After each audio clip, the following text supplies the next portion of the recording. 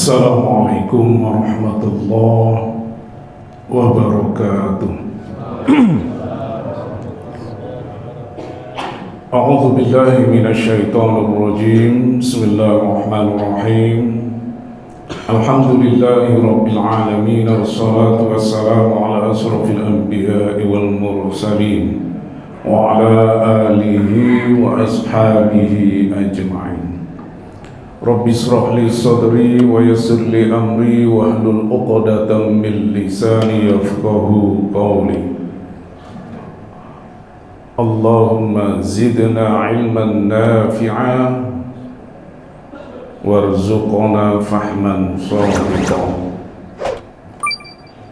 Hamdan wa syukran lillah, salatan wa salaman ala rasulillah wa ala alihi wa ashabihi wa mawala.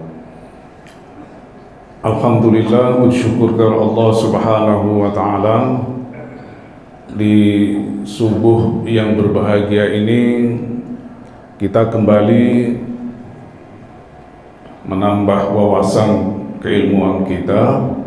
Insyaallah apa yang kita lakukan pada subuh ini dicatat Allah sebagai kebaikan dan terus menjadi amal baik bagi kita selanjutnya. Amin ya rabbal alamin.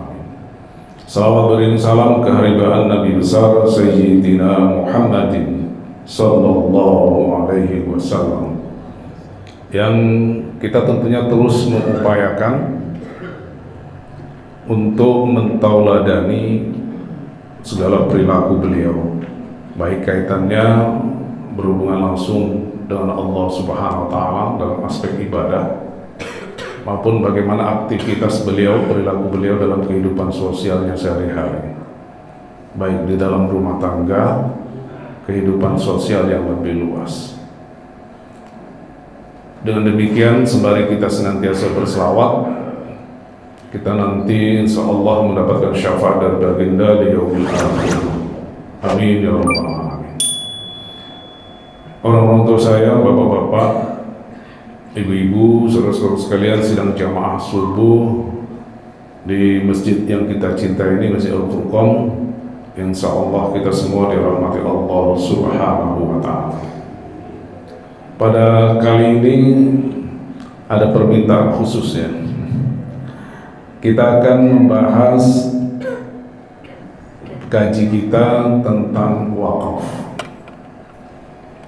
Memang banyak kadang-kadang ada salah pengertian dalam memahami wakaf. Ini menjadi penting. Dan yang menarik lagi Bapak dan Ibu, wakaf ini sejak tahun 2014 sudah keluar undang-undangnya, undang-undang wakaf. Jadi artinya bahwa dalam konteks negara kita, wakaf itu sudah menjadi sebuah institusi yang penting bagi kenegaraan kita. Kenapa? Karena kita memang umat Islam kan termasuk yang mayoritas, dan potensi wakaf, bahkan wakaf itu sudah sangat besar ya, sangat besar, sangat banyak yang dicatat oleh Kementerian Agama pada waktu itu, bahkan sekarang terus berkembang. Nah, ini menjadi menarik. Di samping yang sudah ada itu adalah undang-undang zakat. Bapak dan Ibu yang dirahmati Allah, yang menariknya bahwa wakaf ini secara kebahasaan istilah tidak ditemukan sebenarnya dalam Al-Quran. Jadi ini tidak ditemukan dalam Al-Quran. Bahkan dalam hadis pun istilah wakaf itu juga tidak ditemukan ya, walaupun ada yang maknanya ke sana. Cuma ulama mengatakan mengambil istilah wakaf. Nah, apa itu wakaf? Kalau kita baca Quran, ada tempat-tempat kita ada wakafnya. Ada wakafnya yang bersifat jaiz, ada yang bersifat yang mesti ya. mesti berhenti dalam membaca. Jadi wakaf di situ artinya berhenti. Dalam bahasa Arab, wakaf ini bermakna at-tahbis wa tasjil, menahan, yaitu menahan harta untuk diwakafkan, tidak dipindah milikkan. Jadi artinya kita punya harta, misalnya kita punya kebun, lalu kebun itu kita wakafkan untuk kepentingan misalnya pesantren tahfiz. Jadi kebun itu nanti manfaatnya, hasilnya digunakan untuk membiayai pesantren tahfiz. Nah, itu tanah kebun, itu harta kita itu kita tahan, tidak kita manfaatkannya, kita serahkan kepada Allah. Nah, manfaatnya itu untuk pesantren tahfiz. Itu makna dari wakaf. Nah, bagaimana pengertian wakaf? Nah, ini ulama berbeda-beda. Saya ingin menggambarkan perbedaan pendapat ulama ini, lalu kita melihat bagaimana menurut definisi wakaf menurut undang-undang, mana yang dipilih oleh undang-undang wakaf. Karena itu di Indonesia, karena sudah ada undang-undangnya, maka mau tak mau kita gunakan pengertian di undang-undang wakaf itu. Baik, menurut Imam Abu Hanifah, ini imam mazhab Hanafiyah, wakaf itu adalah menahan suatu benda yang menurut hukum tetap milik si wakif, orang yang berwakaf, dalam rangka mempergunakan manfaatnya untuk kebajikan. Jadi menurut Imam Abu Hanifah ini, harta wakaf itu tidak terlepas dari si wakif. Orang wakif itu artinya orang yang berwakaf. Artinya harta wakaf itu ainnya, bendanya masih milik si pewakif. Bahkan wakif dibenarkan untuk menariknya kembali dan ia boleh menjualnya. Ini menurut Imam Abu Hanifah. Jadi kalau si wakif wafat, harta tersebut menjadi harta warisan buat ahli warisnya. Jadi yang timbul dari wakaf hanyalah menyumbangkan manfaatnya. Karena itulah, kalau tadi Mama Abu Hanifah, kalau mazhab Hanafinya, artinya ulama-ulama Hanafiyah yang memaksudkan wakaf itu, memberikan pengertian wakaf, tidak melakukan suatu tindakan atas suatu benda yang berstatus tetap sebagai hak milik dengan menyedekahkan manfaatnya kepada suatu pihak kebajikan, baik sekarang maupun akan datang. Nah, ini menarik Bapak dan Ibu ya. Ini menurut mazhab Hanafiyah, Imam Abu Hanifah. Nah, menurut Imam Malik, mazhab Malikiyah, harta wakaf, bahwa wakaf itu tidak melepaskan harta yang diwakafkan dari kepemilikan wakif, sama. Namun wakaf tersebut mencegah wakif melakukan tindakan yang dapat melepaskan kepemilikan atas harta tersebut kepada yang lain. Dan wakif berkewajiban menyedekahkan manfaatnya serta tidak boleh menarik kembali wakifnya. Nah, persamaannya dengan pendapat Imam Abu Hanifah bahwa harta itu tetap milik wakif. Perbedaannya, mazhab Malikiyah tidak membenarkan wakif memindahkan kepemilikannya kepada orang lain. Jadi menjualnya pun tidak boleh, mewariskan juga tidak boleh.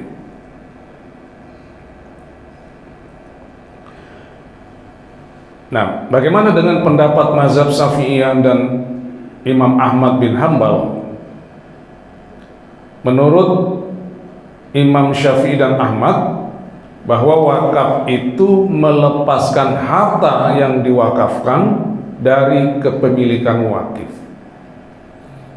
setelah sempurna prosedur perwakafan. Nah, berbeda. Artinya Imam Syafi'i dan Imam Ahmad bin Hambal menyatakan bahwa harta wakaf itu kepemilikannya tidak lagi milik si pewakif. Beda dengan Imam Abu Hanifah dan Imam Malik. Sehingga kalau dalam pendapat mazhab Syafi'iyah, yang dimaksud dengan wakaf itu tidak melakukan suatu tindakan atas suatu benda yang berstatus sebagai milik Allah, karena itu tadi dikembalikan kepada milik Allah dengan menyedekahkan manfaatnya kepada suatu kebajikan.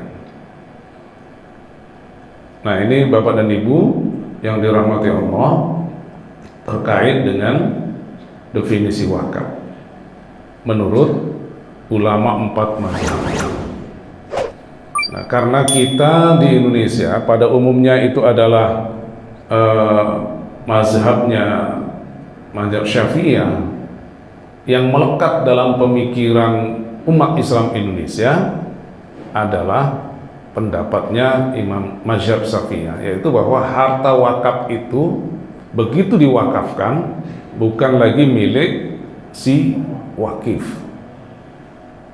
bukan lagi milik si wakif, tapi adalah milik Allah Subhanahu wa Ta'ala. Nah, ini menariknya.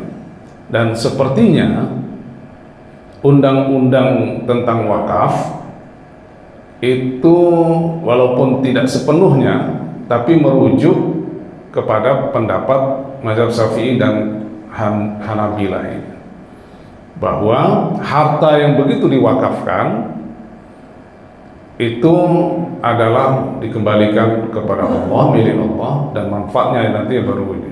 Hanya saja nanti di undang-undang itu menariknya mengambil juga pendapat lain, bahwa nanti akan kita bahas ada wakaf temporer, artinya wakaf tidak ta'abbudi, tidak ta'abbud, tidak mu'abbad, tapi ada mu'aqqad. Jadi memang ada pendapat-pendapat yang berbeda. Kalau dari definisi ini, Imam Syafi'i, mazhab Syafi'iyah dan Hanabilah tidak menganut pendapat yang bahwa ada wakaf mu'aqqad. Wakaf mu'aqqad itu wakaf tidak selamanya. Artinya wakaf itu bisa dalam waktu tertentu, dan kita di Indonesia itu termasuk mengambil salah satu pendapat yang mengatakan boleh nanti wakaf mu'aqqad, bukan mu'abbad. Jadi kalau mu'abbad, Bapak dan Ibu, begitu kita wakafkan, ini tanah saya gunakan untuk pesantren, silakan selamanya. Saya tidak lagi mau memiliki tanah ini, saya wakafkan sepenuhnya. Nah, itu mu'abbad. Nanti kalau mu'aqqad berbatas waktu, selama sekian tahun kebun ini saya gunakan manfaatnya untuk pesantren tahfiz misalnya. Nah, itu misalnya 5 tahun. Jadi selama 5 tahun itu dia tidak boleh mengambil manfaat dari kebun itu. Tapi itu namanya mu'aqqad. Nah, nanti kita lihat bagaimana prakteknya di negara kita. Baik, Bapak dan Ibu yang dirahmati Allah, ini karena wakaf ini begitu menarik sehingga sampai ada pertanyaan, siapa sebenarnya yang pertama berwakaf? Apakah Rasulullah atau sahabat? Nah, ini menarik ini. Karena wakaf itu kan disyariatkan itu setelah Nabi hijrah sebenarnya. Setelah Nabi hijrah ke Madinah itu baru disyariatkan wakaf. Pendapat, jadi ada 2 pendapat. Kalau pendapat kaum muhajirin orang-orang yang berhijrah itu bahwa orang yang pertama berwakaf itu adalah Umar bin Khattab. Ini menurut Muhajirin. Ini sebagaimana ada diriwayatkan sebuah hadis yang diriwayatkan oleh Umar bin Sabah dari Amr bin Sa'ad bin Mu'ad. Ia berkata bahwa kami bertanya tentang mula-mula wakaf dalam Islam. Orang Muhajirin mengatakan adalah wakafnya Umar. Nanti yang terkenal itu wakaf tanah Khaybar, nanti kita bahas sesama. Sedangkan orang Ansor, kaum Ansor itu berarti orang Madinah yang menolong, yang membantu orang-orang yang berhijrah dari Mekah. Mengatakan bahwa yang berwakaf pertama itu adalah Rasulullah SAW. Kenapa Rasulullah? Karena Rasulullah pada tahun ketiga Hijriah pernah mewakafkan 7 kebun kurma di Madinah. Itu diantaranya adalah kebun A'raf, Safiyah, Dalal, Barqah, dan kebun lainnya. Ada 7 kebun kurma diwakafkan oleh Rasulullah. Tapi menurut pendapat kaum Muhajirin, sebenarnya orang yang berwakaf pertama kali itu adalah Umar bin Khattab. Ini sebagaimana hadis yang diwariskan oleh Ibnu Umar radhiyallahu anhu, yang ini menjadi dasar, salah satu dasar disyariatkannya wakaf.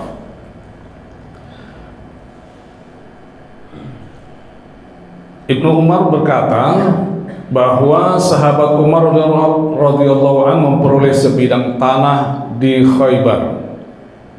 Ini tanah ini adalah tanah rampasan perang. Kemudian Umar menghadap Rasulullah SAW untuk meminta petunjuk. Umar berkata, "Hai Rasulullah, saya mendapat sebidang tanah di Khaybar. Ya Rasulullah, inni usitu ardon bi Khaybar. Saya mendapat sebidang tanah di Khaybar. Saya belum mendapatkan harta sebaik itu." Jadi tanah di Khaybar itu adalah tanah yang baik menurut Umar. Untuk kalau buat kebun itu bagus sekali. "Apakah yang engkau perintahkan kepadaku?" Malah Umar bertanya kepada Rasulullah, "Untuk tanah itu mau diapakan ya Rasul?" Gitulah dalam bahasa kita ya.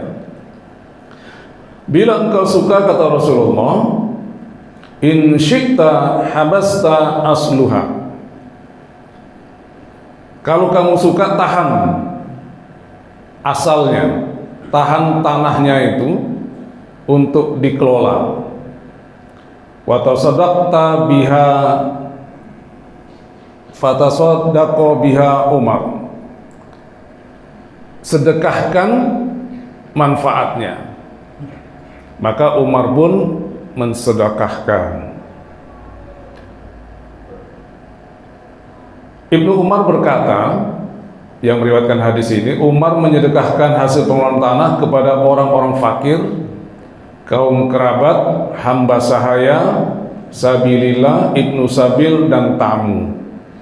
Dan tidak dilarang bagi yang mengelola nazir wakaf, yang mengelola wakaf itu yang disebut nazir, makan dari hasilnya dengan cara yang baik, sepantasnya, atau memberi makan orang lain dengan tidak bermaksud menumpuk harta.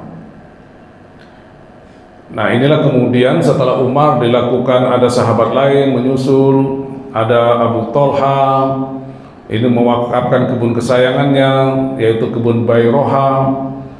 Selanjutnya disusul oleh sahabat Nabi yang lainnya seperti Abu Bakar, mewakafkan sebidang tanahnya di Mekah untuk anak keturunannya yang datang ke Mekah. Utsman menyedekahkan hartanya di Khaybar. Ali bin Abi Thalib mewakafkan tanahnya yang subur, dan seterusnya. Para sahabat setelah mendengar Umar seperti itu mengikuti.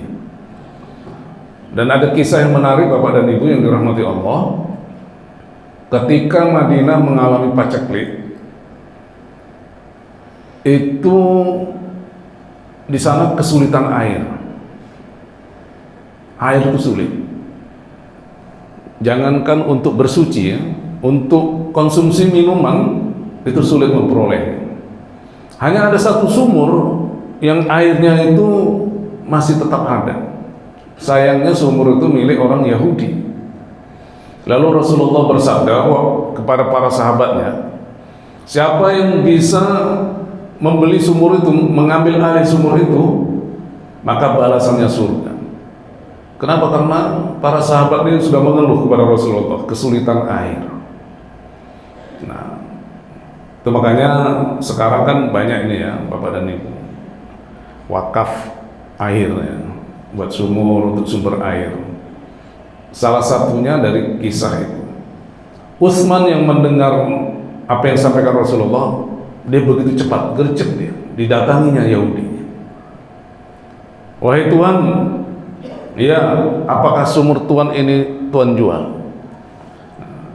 Umat Utsman ini kan pedagang, penawar yang ulung, negosiator yang ulung. Yahudi ini mau, ketika ditanya gitu, mana mungkin dia jualnya? Dia tahu satu-satu sumur yang tetap ada airnya itu adalah sumurnya, dan ini peluang penghasilannya, dia bisa menentukan berapapun harganya. Pertama dia nggak mau dibeli, berapapun Anda jual saya akan bayar, kata Utsman. Yahudi tetap tak mau, udah gembing. Tapi Utsman tak habis akal. Atau begini, kata Utsman,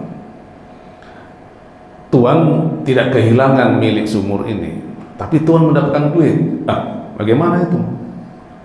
Saya beli separuh.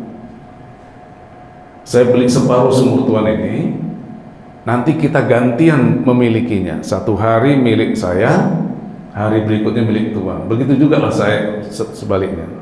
Wah, tergoda nih Yahudi. Lalu setelah dipikirnya, ini menguntungkan, dua kali untung. Saya mendapatkan uang dari penjualan sebagian sumur itu, kepemilikan sumur, tapi saya bisa masih tetap menjual airnya pada hari yang sesuai dengan kesepakatan. Lalu jadilah dia, dibelilah separuh sumur itu, dan pada hari itu, karena transaksinya pagi, pada hari itu adalah giliran Utsman. Maka Utsman pun bergegas kepada Rasul dan para sahabat yang masih berkumpul di Madinah. Dia sampaikan, wahai kaum muslimin, sumur itu yang nama sumurnya sumur rumah. Sumur itu separuhnya udah menjadi milik saya, dan hari ini giliran saya memilikinya. Silahkan ambil sepuasnya airnya, karena besok bukan bagian saya, itu bagian Yahudi. Maka umat Islam berbondong-bondong mengambil air sumur itu, bahkan untuk stok besoknya. Nah, begitu giliran Yahudi memiliki sumur itu besok, nunggu lama deh, kok nggak ada yang datang. Ini orang satu dua yang datang, baru dia tahu Utsman itu jago. Rupanya bukan dijualnya, disedekahkan. Nah, akhirnya Yahudi menyerah, didatanginya Utsman, sudahlah kamu beli semua Utsman sumur itu. Dibeli Utsman lah akhirnya sebanyak 20.000 dinar,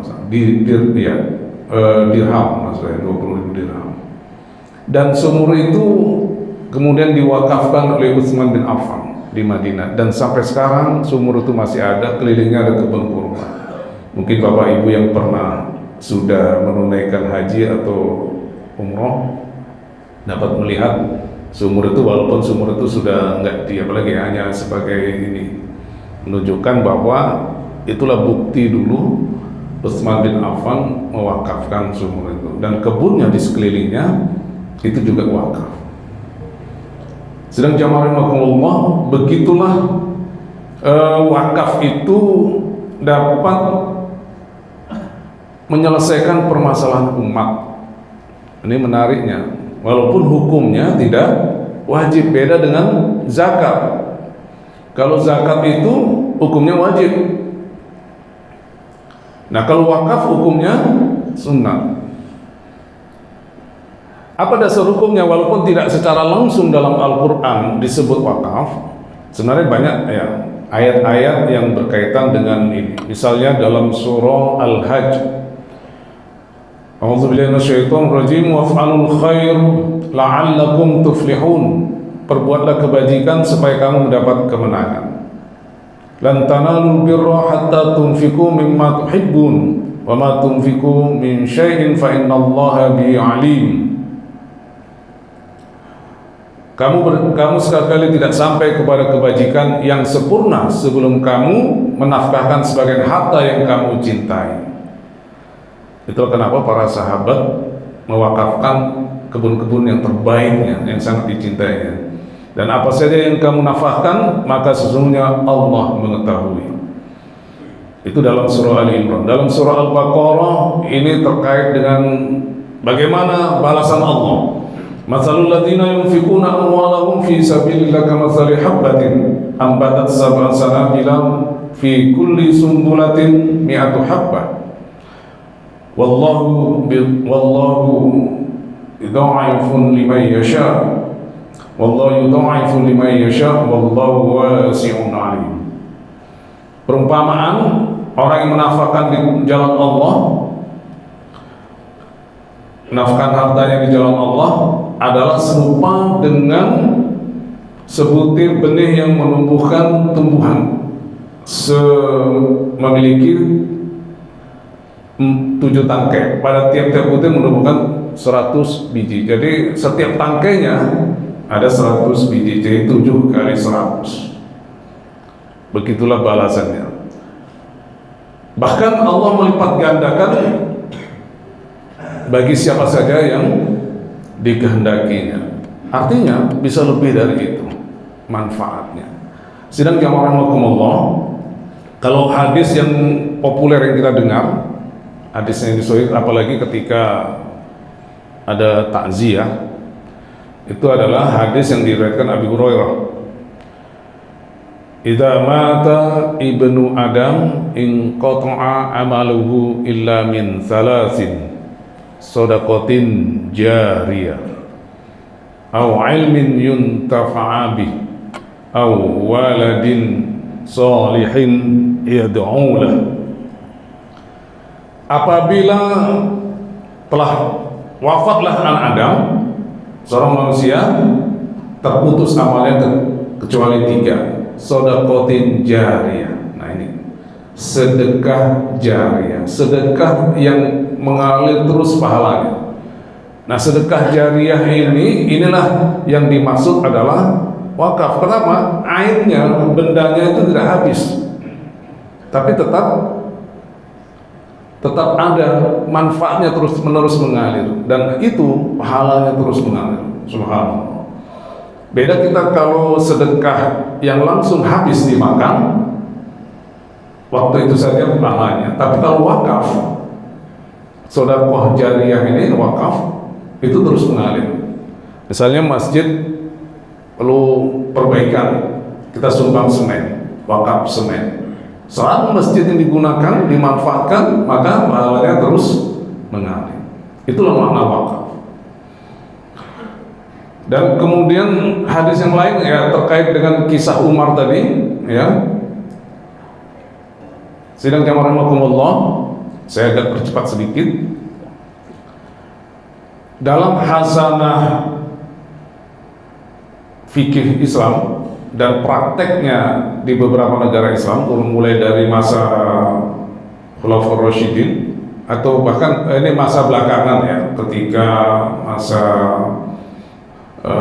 tabi'in, wakaf itu dibagi 2. Para ulama membagi 2, ada wakaf ahli, ada wakaf khairi. Wakaf ahli itu adalah wakaf yang diperuntukkan hanya untuk keluarga, keturunan keluarganya tertentu. Itu wakaf ahli.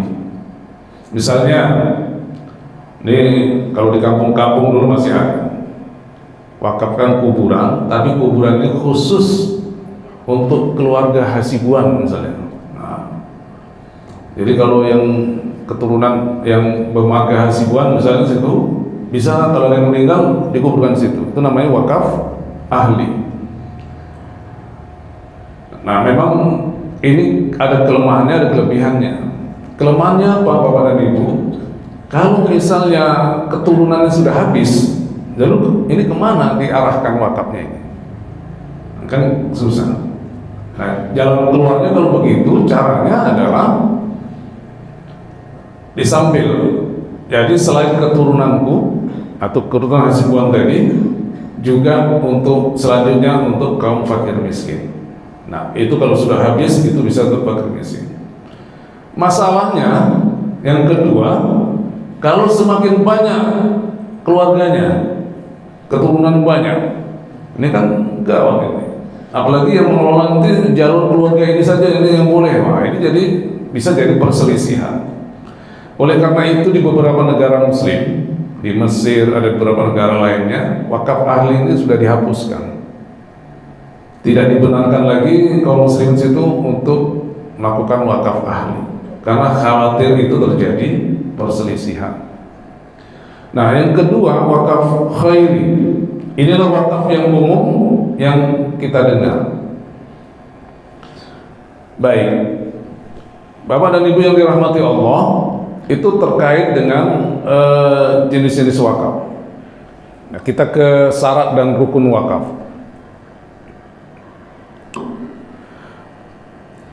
Ada 4 rukun wakaf. Yang pertama wakif, orang yang mewakafkan. Syaratnya itu dia merdeka, artinya bukan hamba. Karena kalau hamba itu kepemilikannya tidak dia punya sepenuhnya. Yang kedua berakal sehat. Berakal sehat. Kalau orang gila tidak sah wakafnya. Kalau anak-anak yang belum mumayyiz, yang belum dewasa juga nggak bisa. Jadi yang ketiga itu adalah baligh, dewasa. Dan yang keempat tidak berada di bawah pengampuan. Jadi pengadilan memutuskan dia ini orangnya boros, maka perlu ada orang yang memberikan petunjuk untuk dia. Jadi kalau dia bertransaksi harus melalui orang yang ditunjuknya ini. Itu namanya pengampunya. Nah, itu namanya orang di bawah pengampuan. Siapa aja itu? Orang yang punya hutang. Hutangnya lebih banyak dari hartanya. Nah, bisa nggak orang yang berhutang berwakaf, Bapak dan Ibu? Jika ia berada di bawah pengampuan karena hutang, nah hutangnya lebih banyak, maka kalau dia mewakafkan seluruh atau sebagian hartanya, hutangnya itu meliputi seluruh harta yang miliki, hukum wakafnya sah. Tetapi pelaksanaannya tergantung pada kerelaan para pemilik hutangnya, yang krediturnya. Bisa sah kalau krediturnya merelakan. Ini kan susah ya. Jadi kalau kita pun harta ini menjadi utangnya, itu dijaminkan, hartanya itu dijaminkan untuk utangnya. Nah, sedangkan utangnya itu kalau di jumlah-jumlah sama dengan jumlah hartanya ini nilainya. Bisakah hartanya ini diwakafkan? Bisa kalau si kreditur yang meminjamkan tadi rela merelakan harta itu diwakafkan.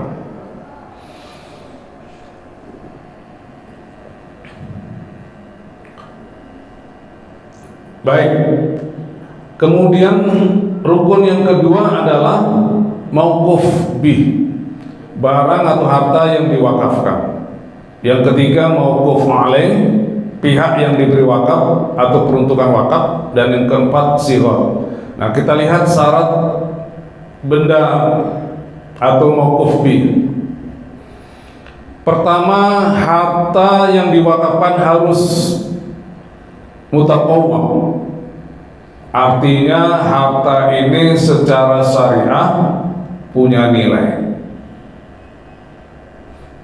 Punya nilai secara syariah dan halal. Punya nilai itu berarti halal. Jadi kalau hartanya diragukan kehalalannya, bukan disebut bukan mutaqawwam. Yang kedua, diketahui dengan yakin ketika diwakafkan. Jadi harta yang akan diwakafkan harus diketahui dengan yakin. Artinya bahwa harta itu ada dan tidak dalam sengketa. Kalau harta dalam sengketa nggak sah untuk diwakafkan karena masih ada jadi persoalan di belakang hari. Yang ketiga, harta itu milik si wakif, orang yang berwakaf, bukan milik orang lain. Jadi milik penuh, bukan berfungsi juga. Tapi kalau sebagian aja diwakafkan, nah itu ulama ada yang membolehkan. Bagaimana kalau benda itu milik bersama, musyad? Misalnya A mewakafkan sebagian dari musaknya untuk dijadikan masjid atau pemakaman, tidak sah dan tidak menimbulkan akibat hukum, kecuali apabila bagiannya itu adalah yang dibangun terpisah dan ditetapkan batas. Kalau lahan mudah itu Bapak dan Ibu ya, kalau ada batasnya dibatasi, ini walaupun belinya bersama, kalau dibatasi itu, kalau lahan itu kan mudah dibatasi. Nah itu bisa, karena kebersamaan kepemilikan itu bisa menghambat memanfaatkan harta wakaf. Sidang jamaah rahimakumullah, bagaimana dengan orang yang menerima wakaf? Karena wakaf ini adalah nilainya, manfaatnya yang akan digunakan, maka orang yang menerima wakaf ini wajib mengelola harta wakaf. Nah, pengelola harta wakaf inilah disebut sebagai nazir. Sidang jamaah rahimakumullah, makanya dalam undang-undang wakaf, nazir ini menjadi hal yang penting. Badan Wakaf Indonesia sebagai amanah dari undang-undang wakaf itu untuk membina, membuat aturan tentang terkait dengan wakaf yang tidak bertentangan dengan syariah, mensyaratkan agar nazir ini dibuat pelatihan sertifikasinya, agar benar-benar dia mampu mengelola harta wakaf itu untuk manfaat yang sebesar-besarnya. Sidang jamaah rahimakumullah, kenapa ini menjadi penting? Jadi kalau di zakat itu ada namanya amil, jadi kalau di wakaf itu namanya nazir. Kenapa? Karena dialah nanti yang menjaga harta itu tidak habis.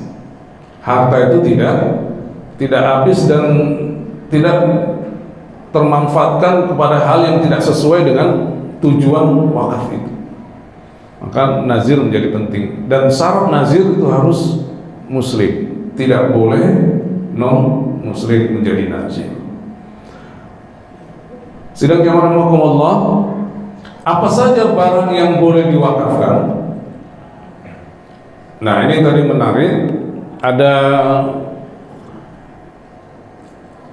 harta yang tidak bergerak. Nah itu biasa, bangunan, kebun, tanah, itu harta yang tidak bergerak, itu sah untuk diwakafkan. Bagaimana harta yang bergerak?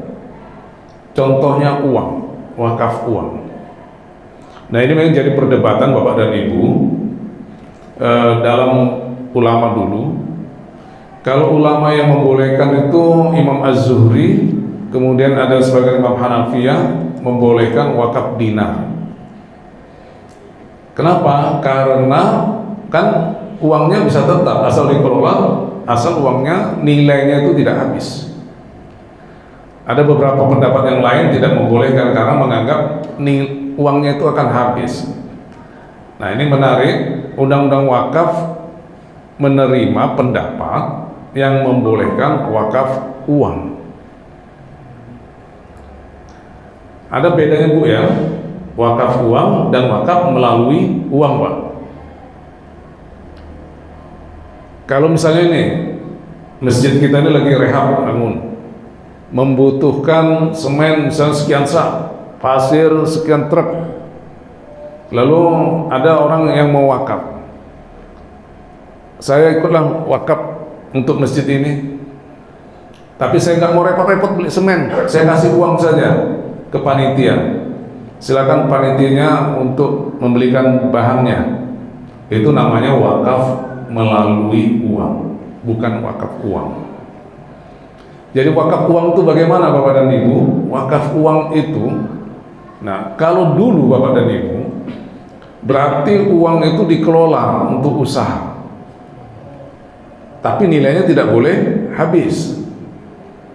Uang itu dikelola untuk usaha, jadikan modal. Nah hasilnya itulah yang manfaatnya, jadikan manfaat wakaf.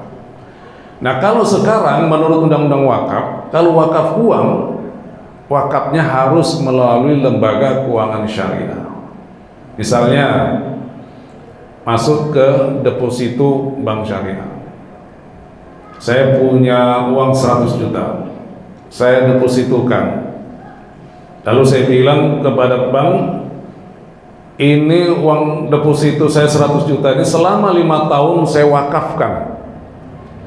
Nah itu gabungan udah, wakaf uang dan mu'aqqad.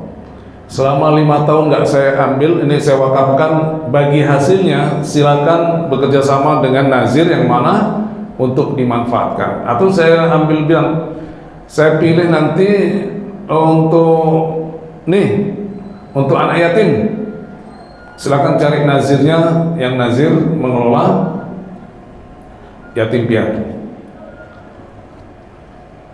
Ada lagi wakaf Bapak dan Ibu melalui asuransi bisa juga. Bagaimana pula itu wakaf melalui asuransi syariah?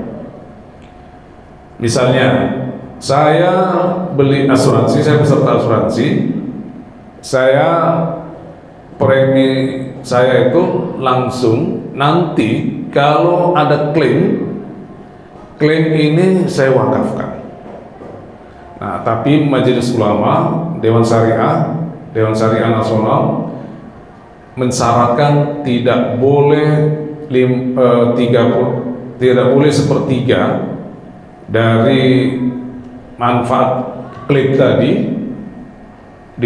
hanya boleh sepertiga, maksud saya hanya boleh sepertiga, karena ini dianggap sebagai wasiat wakaf.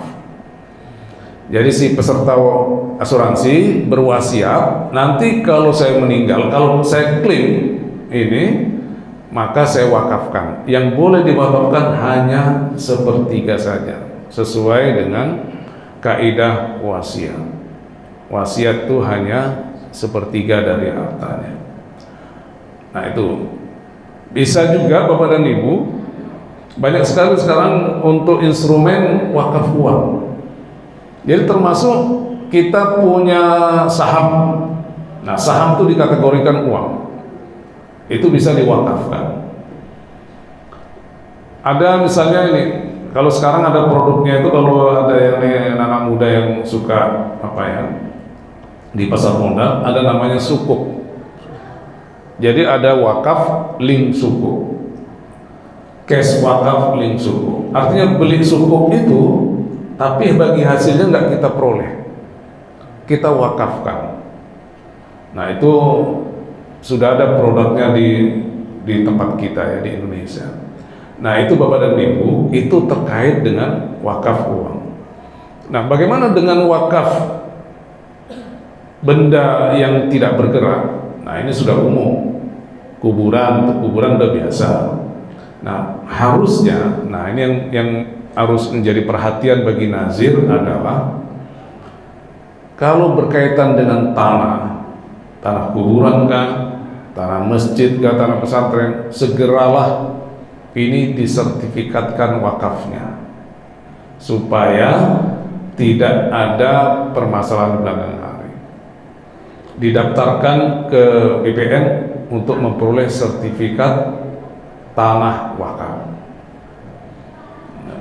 Di tempat kita saya rasa di Medan ini belum banyak ya masjid yang sudah memiliki sertifikat tanah wakaf, hak milik wakaf.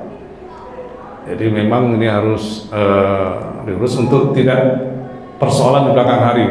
Ada berapa kasus masjid di kota Medan kita nih ya Bapak dan Ibu ya. Ada yang ketika pengembang berminat itu kan ada masjid di dalamnya, lalu diambil alih, dipindahin. Nah ini kalau ada sertifikat wakaf aman ya, ada masalah. Ada lagi kasus tanah pekuburan. Itu dulu di Polonia, tanah kuburan ada kasus itu. Ahli warisnya yang wakif dulu mau ngambil alih, ini tanah orang tua saya, dan nggak ada perjanjian wakafnya, nggak ada saksi. Maka ini perlu ada, ketika sihot itu ikrar wakaf itu ada saksi. Maka saksi itu menjadi syarat dari ikrar wakaf. Bapak dan Ibu yang dirahmati Allah, nah bagaimana kalau masjid ini kan terus ini bertambah wakafnya, terus menerus bertambah wakafnya kan? Orang ketika berinfak ke masjid untuk bangunan, menambah bangunan, ini karena itu bermakna sudah wakaf. Beda dengan operasional. Kalau infak yang kita kelilingkan itu biasanya untuk operasional. Tapi biasanya khusus untuk perbaikan kamar mandi, perbaikan masjid, apapun yang diperbaiki, nah sifatnya itu menjadi wakaf. Karena apa? Karena itu kan tidak berubah bahannya, akan terus dimanfaatkan. Nah, bagaimana kalau itu terus-menerus seperti itu? Siapa wakifnya? Bagaimana menentukan nazirnya? Inilah perlunya tugas dari Badan Wakaf Indonesia. Inilah Badan Wakaf Indonesia bisa memberikan sosialisasi terkait ini. Nah, umumnya kan harusnya yang diserahkan kepada orang tertentu yang mengelolanya. Sedangkan rahimahumullah, itu aspek-aspek tertentu terkait dengan wakaf. Mungkin bisa kita lanjutkan dengan tanya jawab ya berkaitan dengan wakaf ini. Demikian saja mungkin Bapak dan Ibu, kalau ada yang ingin ditanyakan silakan.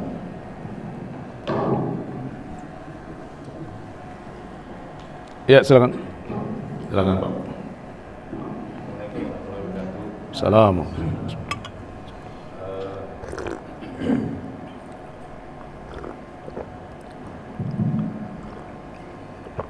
Saya ingin bertanya Ustaz.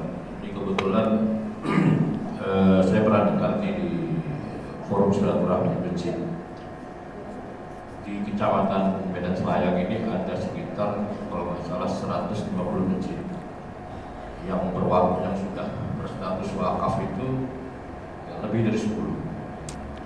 Tapi persoalannya adalah bukan hanya tanah itu menjadi tanah wakaf, tapi harus dibentuk juga yang namanya najir wakaf di masjid itu sebagai pengelola dari tanah wakaf. Nah, kalau apakah najir wakaf itu mesti berasal dari para pewakif? Seperti tanah kita ini sudah tanah masjid ini statusnya tanah wakaf, tapi najirnya belum ada. Apakah menurut undang-undang kita harus membentuk najir lagi untuk mengelola tanah wakaf? Begitu Ustaz.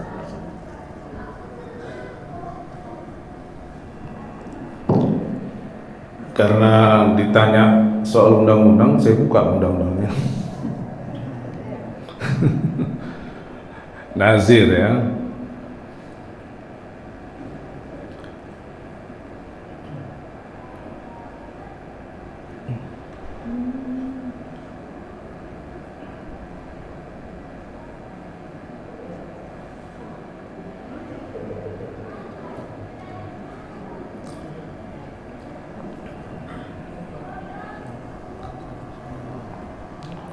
Oke, ini di pasal berapa ini? Mohon maaf ya, tahu.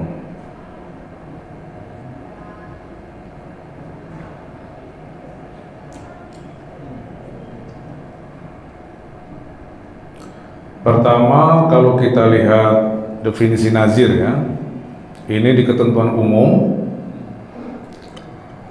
Nazir adalah pihak yang menerima harta benda wakaf dari wakif untuk dikelola dan dikembangkan sesuai dengan peruntukannya. Jadi nazir itu sebenarnya memang penerima dan pengelola harta wakaf dari wakif. Tugasnya apa?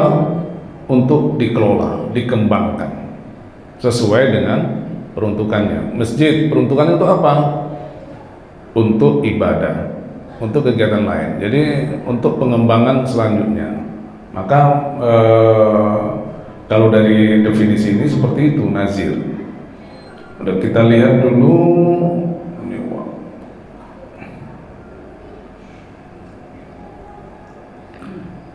nazir meliputi bisa perseorangan, artinya satu orang bisa jadi nazir, bisa dua orang, nah gitu ya, karena perseorangan sifatnya. Bisa dia organisasi, dibuatlah organisasi badan kenaziran atau kan sesuatunya. Bisa juga dalam bentuk badan hukum. Jadi artinya badan hukum ini bisa koperasi, bisa apa PT gitu ya, badan hukum. Nah, apa syarat nazir? Warga negara Indonesia beragama Islam, dewasa, amanah, mampu secara jasmani dan rohani, dan tidak terhalang melakukan perbuatan hukum. Kalau terhalang ini misalnya dari ada kasus tertentu gitu ya. Nah, kalau organisasi, apa persyaratannya? Pengurus organisasi yang bersangkutan memenuhi persyaratan nazir secara perorangan tadi ya. Pertama warga Indonesia, kemudian muslim gitu ya, beragama Islam, dewasa, amanah, itu menjadi persyaratan pengurusnya. Kalau badan hukum Indonesia yang dibentuk sesuai dengan peraturan perundang-undangan. Dan badan hukum itu bergerak di bidang sosial, pendidikan, kemasyarakatan, dan atau keagamaan Islam lainnya.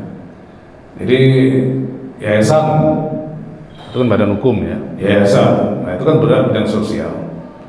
Ya, rumah sakit dalam bentuk yayasan kan boleh. Ya, rumah sakit bisa menjadi wakaf. Ada beberapa rumah sakit yang berasal dari wakaf. Pendidikan, apalagi pendidikan banyak, pesantren, perguruan tinggi. Setahu saya WISU itu adalah wakaf untuk Sumatera Utara, WISU. Kalau di Indonesia yang terkenal perguruan tinggi yang wakafnya berhasil itu UII. Itu perguruan tinggi lama ya, tertua, yang swasta tertua, dan itu dari wakaf. Nah, kalau yang swasta ada yang dari wakaf seperti itu. Kalau di Medan WISU itu adalah wakaf. Kalau pesantren banyak yang wakaf ya. Nah, nazir ini mempunyai tugas melakukan pengadministrasian harta wakaf. Jadi pengadministrasian harta wakaf, benda wakaf, mengelola dan mengembangkan harta benda wakaf sesuai dengan tujuan, fungsi, dan peruntukannya, mengawasi dan melindungi harta benda wakaf, melaporkan pelaksanaan tugas kepada Badan Wakaf Indonesia. Nah, Bapak dan Ibu yang dirahmati Allah, apakah di antara wakif bisa jadi nazir? Nah, kalau di sini tidak disyaratkan ya. Artinya tidak ada halangan bahwa wakif, salah satu wakif itu bisa jadi nazir. Dalam undang-undang tidak halangan sepertinya. Tapi apakah di peraturan Badan Wakaf Indonesia itu ada halangan? Nah, ini yang belum dapat saya. Artinya begini, Bapak dan Ibu yang dirahmati Allah. Sesuai dengan tugasnya, nazir itu pertama ini yang mana saja ini harta, misalnya saya contohkan yang mudah masjid kita ini. Secara keseluruhan nih, lahan, bangunan, mana saja yang menjadi harta wakaf. Itu tugas nazir mengadministrasikannya, mencatatnya, dan ini menjelaskan di mana posisinya. Itulah yang disebut pengadministrasian. Kemudian kalau ada pengembangan lagi, ada tambahan lagi, kalau perlu dicatat lagi. Bahkan sebaiknya kalau misalnya ada pengembangan lahan, orang yang berwakaf itu dikasih aja sertifikat wakaf untuk bukti. Jadi itu kita catat menjadi wakif baru. Jadi nazir mencatat kembali ada wakif-wakif baru. Supaya apa? Supaya jelas bahwa ini sebenarnya adalah harta wakaf. Nah, di situ untuk tugas pengadministrasian harta benda wakaf. Yang kedua, petugasnya mengelola dan mengembangkan harta wakaf.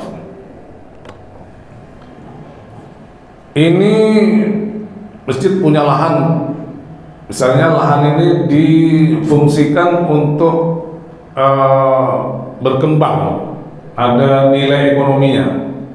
Misalnya menyewakan gedung untuk, ada menyewakan tempat untuk berjualan.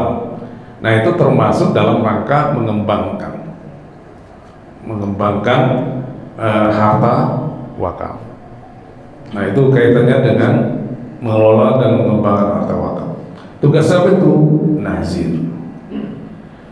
Nah, bagaimana Bapak dan Ibu ini supaya tidak bertentangan atau saling dengan BKM? Nah, ini harus dipertimbangkan di mana posisinya. Jadi mau tidak mau kita memang, Bapak dan Ibu, memang harus ada nazir dari wakaf. Lalu apakah bisa sekaligus digabung BKM dengan nazir? Itu tergantung kepada musyawarah. Kalau saya katakan itu karena bisa jadi, ya itu juga atas amanah dari wakif. Nah, saya belum menemukan pedoman ya dari Kementerian Agama. Bagaimana pemisahnya? Ada beberapa masjid memang memisahkan untuk imaroh masjid ya, untuk pengelolaan masjid ini itu diserahkan kepada BKM, Badan Kemakmuran Masjid.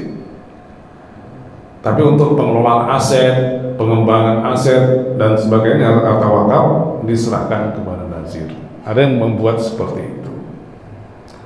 Nah, ini tergantung kepada musyawarah ya, yang berhubungan dengan masjid wakifnya dan sebagainya. Sidang jamaah rahimakumullah,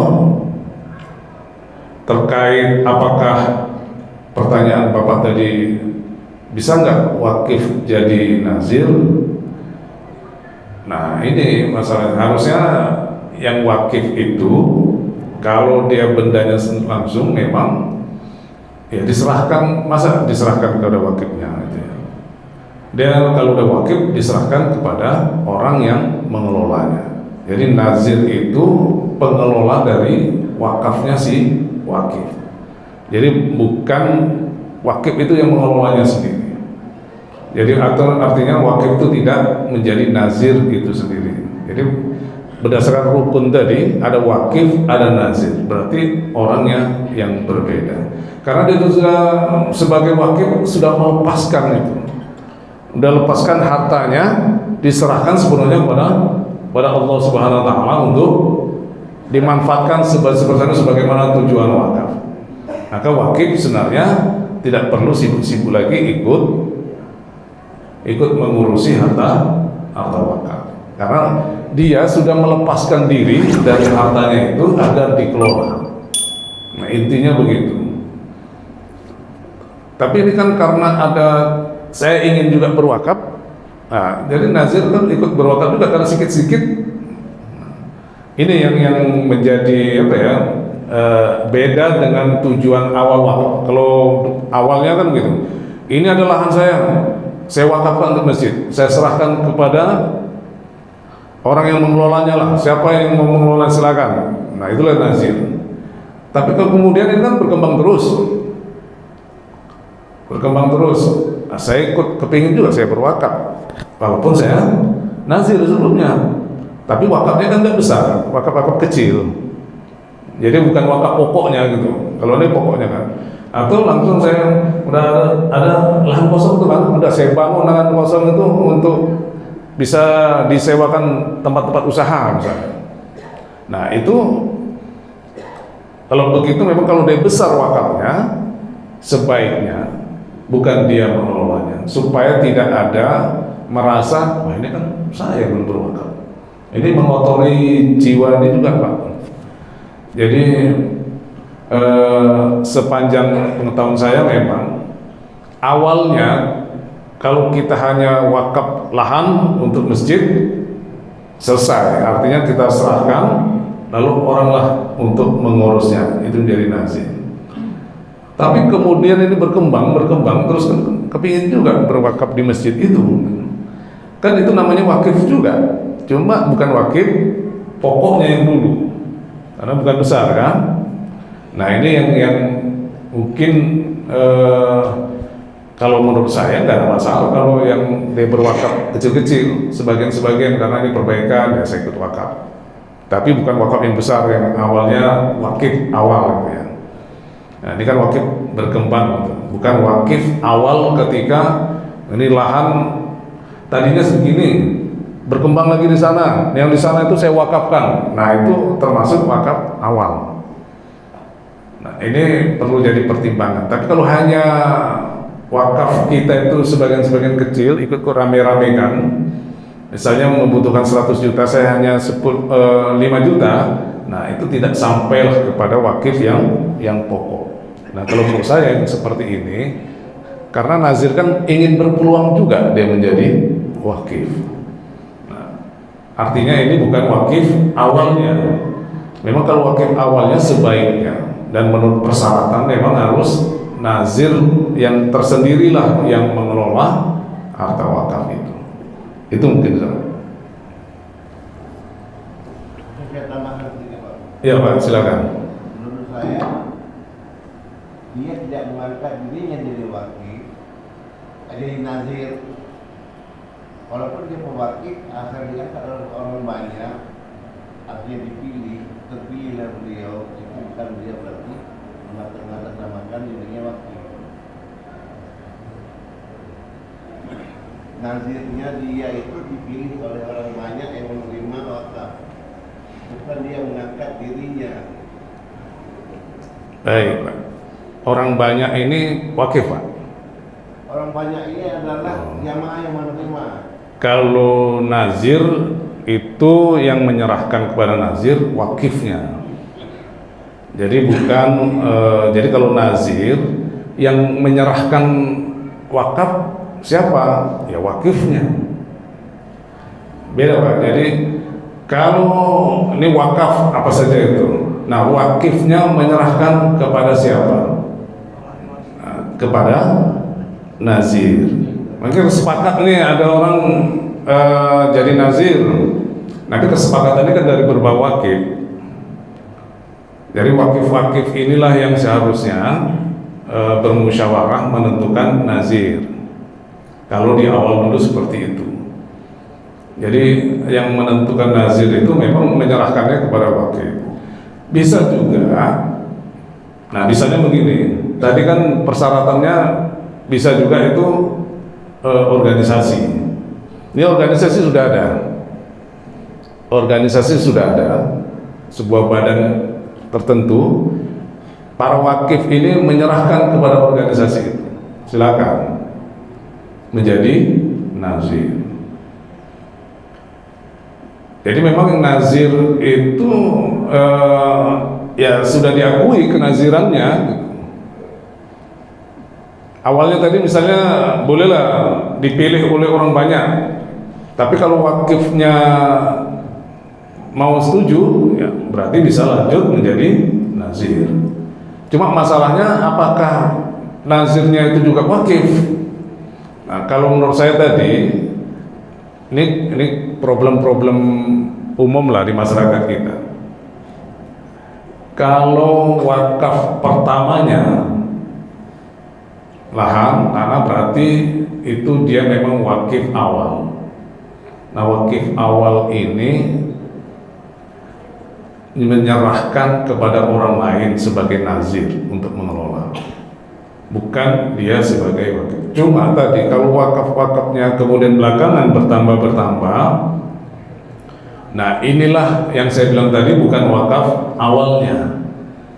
Bisa saja dia juga sebagai nazir, karena dia sebagai nazir kepingin juga berwakaf, tapi wakafnya tidak yang besar yang awal-awal itu tadi. Nah, ini menarik juga, jangan saya dengar memang. Sekarang di atas wakaf ada nggak wakaf lagi?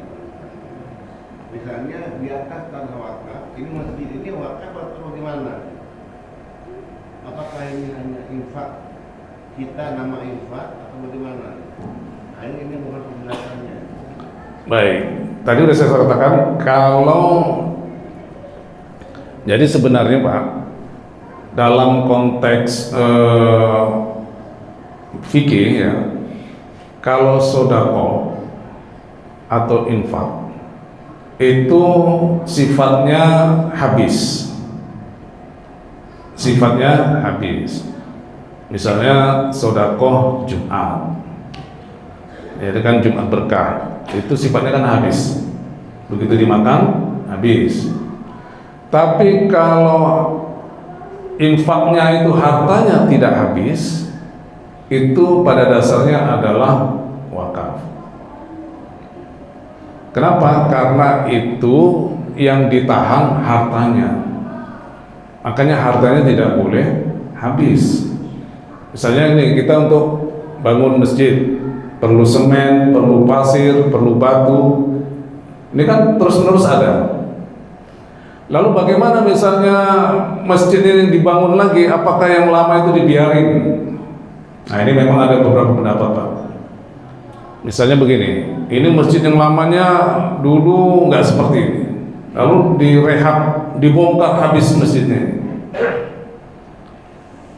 sehingga yang lama bangunan itu nggak nampak lagi.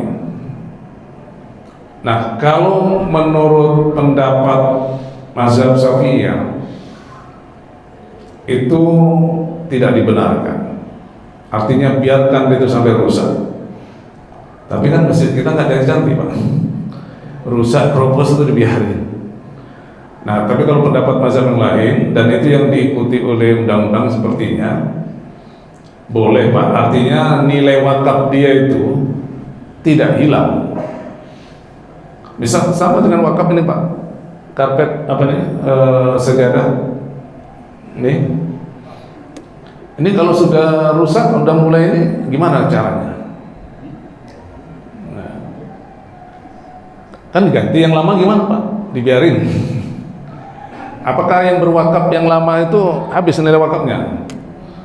Jadi ada beberapa cara, para ulama memberikan cara, itu bisa diwakafkan, dipindahkan wakafnya kepada masjid lain. Ada yang berpendapat sebaiknya dijual, harganya itu dibelikan lagi untuk supaya itu tetap bermanfaat. Jadi memang kuncinya adalah maslahat, menghindari mafsadat. Jadi kalau ada mafsadat, kerusakan, ya sebaiknya supaya tidak rusak, kalau bisa dijual kemudian dibelikan lagi, itu dibelikan. Nah, ini termasuk pendapatnya Ibnu Taimiyah. Jadi memang kalau kita diskusi tentang ini, banyak sekali nih terutama kasus-kasus kemarin itu Sampai itu ada yang kalau ulama-ulama kalau di kampung-kampung itu banyak itu masjid-masjid itu nggak boleh dibangun Pak, dibongkar kecuali kalau mau nambah-nambah silakan. Jadi kalau ulama lama Syafi'i yang ketat itu Pak, masjid ini kalau mau merehab nggak boleh kecuali dibiarkan yang lama itu ditimpa aja ke atas,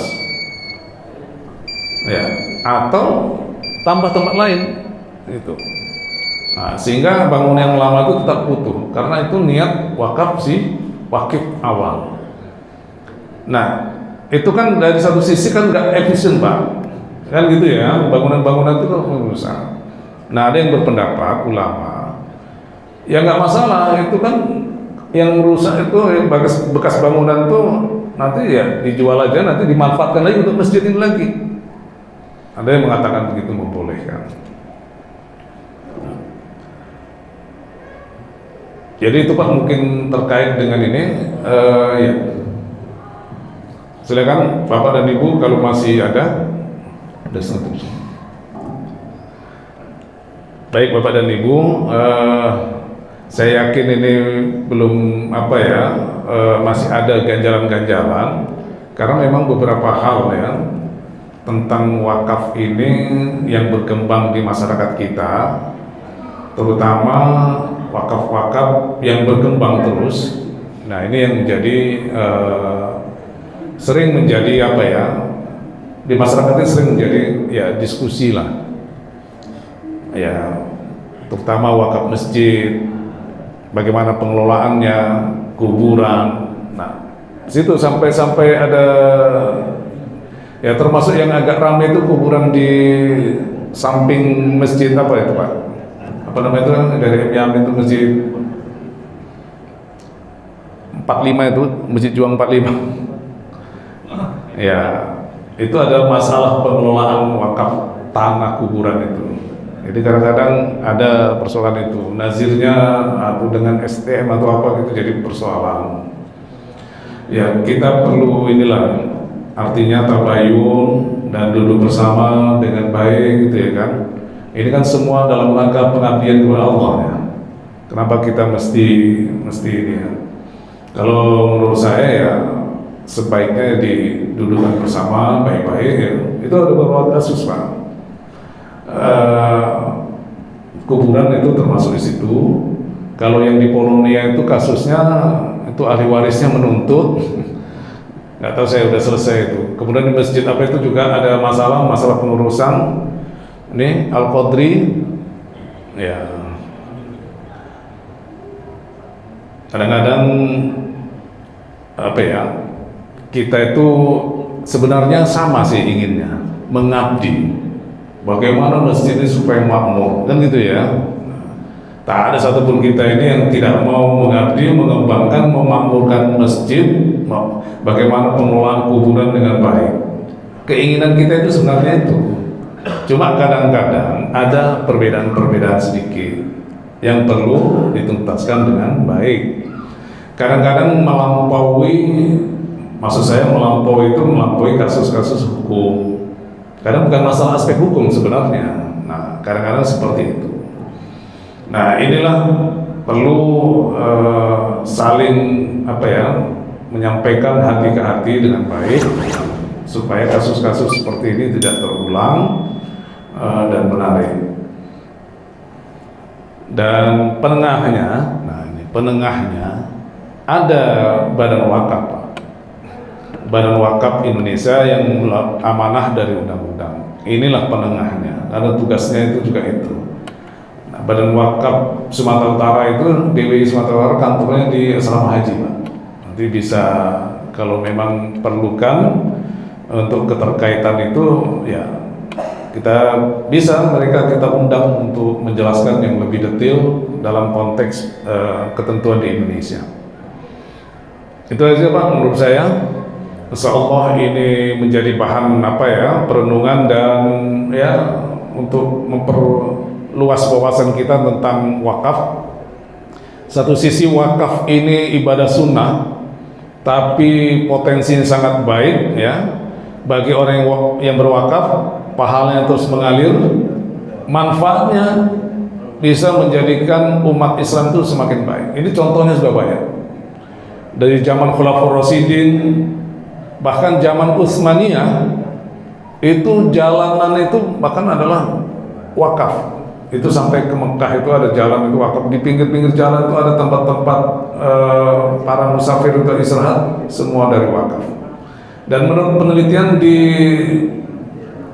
Tapanuli Selatan itu ada dulu pajak, Pak. Pajak itu wakaf. Dan ini meniru kisah Rasulullah juga di Madinah. Nah, ini banyak pajak atau pasar lah gitu ya. Itu merupakan lahannya dari wakaf. Dan itu menarik ya. Sebenarnya praktek-praktek di kita, di masyarakat kita sudah banyak. Bukan hanya kuburan, masjid, sekolah atau madrasah, tapi juga tempat-tempat lain. Ada pajak hasil dari wakaf, kebun juga diwakafkan. Sebenarnya sudah banyak tempat kita. Cuma inilah dulu masyarakat kita, umat-umat kita, kesadaran berwakaf itu tinggi. Dan ini kita bangkitkan kembali untuk membantu saudara-saudara kita, umat Islam itu semakin bangkit, tidak kalah dengan umat lainnya. Itu saja, dengan kurang mohon maaf saya. Insya Allah kalau masih ada diskusi tentang wakaf, insya Allah saya bisa menjembatani untuk mendatangkan dari Badan Wakaf Indonesia. Mudah-mudahan ini bermanfaat kepada kita semua. Mari kita berserah kepada Allah. A'udzubillahi minasyaitonirrajim. Bismillahirrahmanirrahim.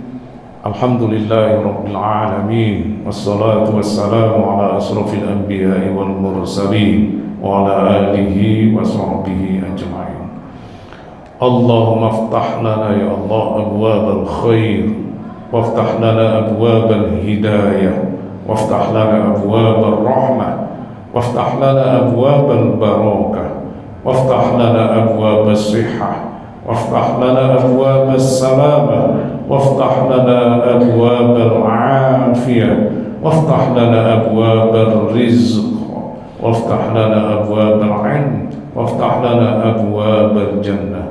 Allahumma tsabbit imanana ya Allah, wa tsabbit i'tiqadana ya Rahman, wa tsabbitna islamana ya Rahim, wa tsabbitna a'malana min ibadika as-salihin.